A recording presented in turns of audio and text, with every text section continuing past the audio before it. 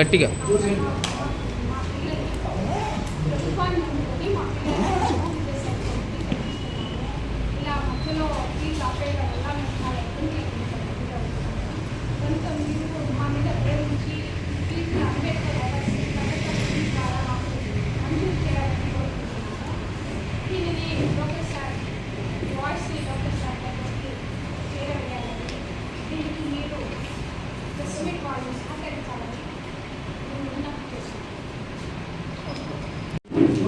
వర్గం ఆర్టికల్ నుంచి నేను రావడం జరిగింది.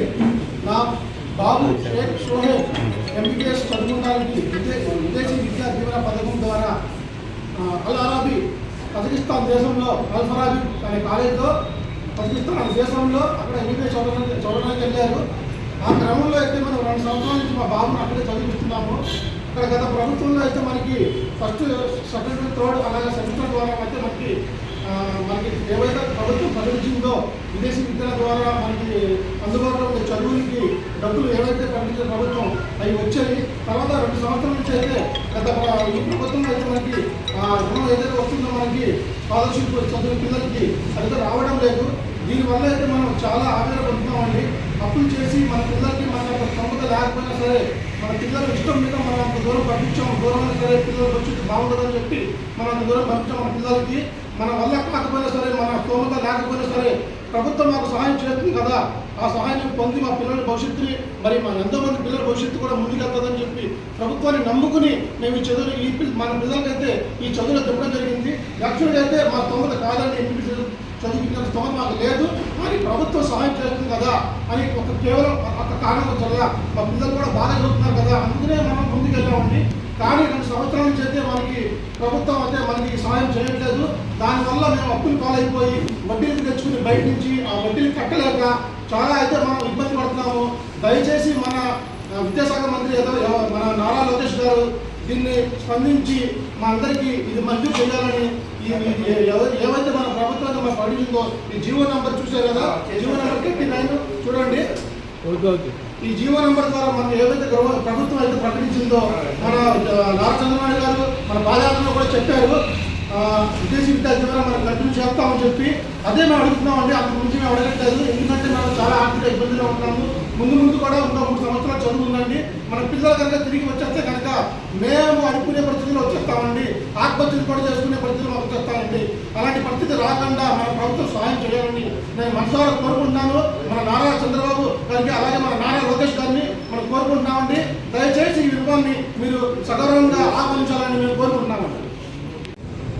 నేను ప్రజాసత్తా సంస్థ వ్యవస్థాపక జాతీయ అధ్యక్షుడిగా ఉంటూ ఉన్నాను. ఈరోజు ఆంధ్రప్రదేశ్ రాష్ట్రంలో QS వరల్డ్ ర్యాంకింగ్ విధానం ద్వారా నిరుపేదలైనటువంటి వాళ్ళు, ప్రతిభావంతులైనటువంటి బిడ్డలు 2022వ సంవత్సరంలో విదేశాలలో MBBS చదువుటకు రాష్ట్ర ప్రభుత్వం ఇచ్చేటువంటి స్కాలర్షిప్ ద్వారా వెళ్ళి 2 సంవత్సరాలు వాళ్ళు విద్యని కొనసాగిస్తూ ఉన్నారు. ఈ 3వ సంవత్సరంలో వారు ఫస్ట్ సెమిస్టర్ ఎగ్జామ్కి ఆర్థిక ఇబ్బందుల వల్ల ప్రభుత్వం వాళ్ళకి ఇవ్వాల్సిన స్కాలర్షిప్స్ బకాయిలు ఇవ్వనందువల్ల వాళ్ళ కాలేజీ వాళ్ళకి వార్నింగ్ లెటర్ ఇవ్వడం కూడా జరిగింది. ఈ సందర్భంగా మా ప్రజాసత్తా ద్వారా విద్యార్థుల తల్లిదండ్రుల పక్షంగా మేము అడుగుతున్నది ఒకే ఒక మాట. వీరెంతో మానసికంగా, ఆర్థికంగా, ఆరోగ్యంగా ఎంతో ఇబ్బందులు పడుతూ ఉన్నారు. దూర ప్రాంతంలో ఉన్నటువంటి బిడ్డలు మానసిక క్షోభతో చదువు పైన దృష్టి మళ్లించలేక ఆర్థిక ఇబ్బందులతో నలుగుతూ ఉన్నారు. ఉన్నటువంటి తల్లిదండ్రులు కేవలం ప్రభుత్వం ఇచ్చేటువంటి స్కాలర్షిప్ వారి యొక్క సహకారం కోసంగా బిడ్డల ఉజ్వల భవిష్యత్తు కోసం ముందడుగు వేశారు. ఈరోజు అప్పులు పాలై వడ్డీలు కట్టలేక, తీసుకున్న డబ్బులు కట్టక, మరలా కొత్త అప్పులు పుట్టక ఎంతగానో ఇబ్బందులు పడుతూ ఉన్నారు.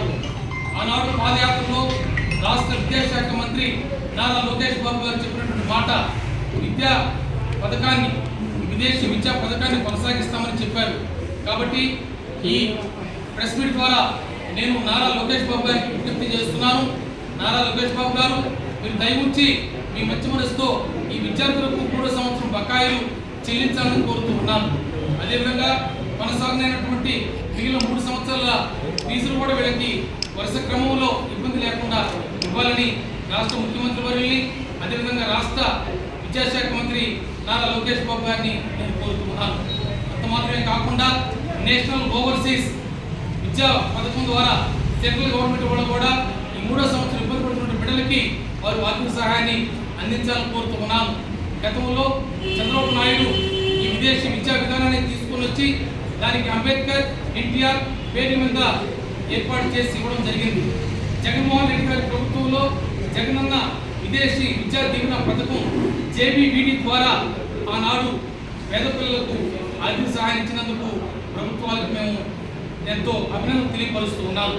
ఈరోజు అంబేద్కర్ ఓవర్సీస్ విద్యానిధి అనేటువంటి పథకాన్ని పేరు మార్చి ఈ విద్యార్థులనేటువంటి ఆలోచన సంకల్పంతో ప్రభుత్వం ఉంటుండగా ఈనాటికి ఈ బిడ్డలకు చెందక ఇబ్బందులు పడుతున్నటువంటి పిల్లలకు వారి తల్లిదండ్రులకు ఎటువంటి జాప్యం లేకుండా వారికి సెమిస్టర్ ఎగ్జామ్స్ పెండింగ్ కాకుండా వాళ్ళ చదువుల మధ్యలో ఆగకుండా ఆ తల్లిదండ్రులు ఎటువంటి ఇబ్బందులు పడకుండా ఆ బిడ్డలు మానసిక క్షోభ నుంచి రక్షించాలంటే మీరు వెంటనే స్కాలర్షిప్లను మంజూరు చేయాలని కోరుతూ ఉన్నాను. అదేవిధంగా కొత్త పాలసీగా ఈ విదేశీ విద్యానికి రాష్ట్ర ప్రభుత్వం కొత్త పాలసీగా విద్యా నిధికి వారు ఎంతగానో ఆలోచించి ఈ ఉచితంగా ఇచ్చేటువంటి ఉచిత విద్యను తొలగించి విద్యా రుణాలను మంజూరు చేసే ఆలోచన ఏదైనా ఉంటే దయచేసి మీ ఆలోచన విరమించుకొని అటువంటి విద్యా రుణాలను యూఎస్ వరల్డ్ ర్యాంక్ రానటువంటి బిడ్డలకు మీరు ఇచ్చి వారి చదువుకు సహాయపడాలి తప్ప యూఎస్ వరల్డ్ ర్యాంక్ పొందినటువంటి వరల్డ్ టాప్ యూనివర్సిటీలో సీట్లు వచ్చేటువంటి బిడ్డలకు ఎప్పటికీ ఏ రోజుకైనా కూడా ఈ ఉచిత విద్యా విధానాన్ని కొనసాగించాలని గతంలో మా ప్రజాసత్తా ద్వారా విద్యా విధానంలో అన్ని తెలుగు రాష్ట్రాల్లో ఇంగ్లీష్ మీడియం ఉండాలన్నటువంటి ప్రత్యేకమైన చొరవ ఈ గత 20 సంవత్సరాల నుంచి మా పోరాట పటిమతో అప్పటి నుంచి ఇప్పటి వరకు ఉన్నటువంటి ముఖ్యమంత్రులు ఈ ప్రభుత్వ స్కూళ్ళల్లో ఇంగ్లీష్ మీడియం ప్రవేశపెట్టడం జరిగింది. అదేవిధంగా గురుకుల పాఠశాలలో లాటరీ సిస్టమ్ తొలగించాలని మేము కోరగా ప్రభుత్వాలు స్పందించి లాటరీ విధానాన్ని తీసివేసి వారికి పోటీ పరీక్షల ద్వారా ఇవ్వడం జరిగింది. అదేవిధంగా అన్ని ప్రభుత్వ పాఠశాలను గురుకుల పాఠశాలను మార్చాలని మా కోరికను మన్నించి ప్రభుత్వాలు ముందుకు వేస్తూ ఉన్నాయి. కాబట్టి విద్యా విధానంలో మేము ఇచ్చే సలహాలు సూచనలు తీసుకొని ప్రజా అభిమానాన్ని చూడుకుంటున్నటువంటి నాయకులు ప్రభుత్వాలు ఈరోజు ఉంటున్నటువంటి మన రాష్ట్ర ప్రభుత్వం రాష్ట్ర ముఖ్యమంత్రి వర్యులు అదేవిధంగా రాష్ట్ర విద్యాశాఖ మంత్రి ఉప ముఖ్యమంత్రి మా పురపాలక శాఖ మంత్రి నారాయణ గారు వీరందరూ కూడా ఆలోచించి మీరు బిడ్డల యొక్క విద్యను కొనసాగించడం ఆర్థిక సహాయ శాఖలు అందించి వీరికి స్కాలర్షిప్లు వెంటనే మంజూరు చేయాలని మా ప్రజాసత్తా ద్వారా నేను తెలియపరుస్తున్నాను.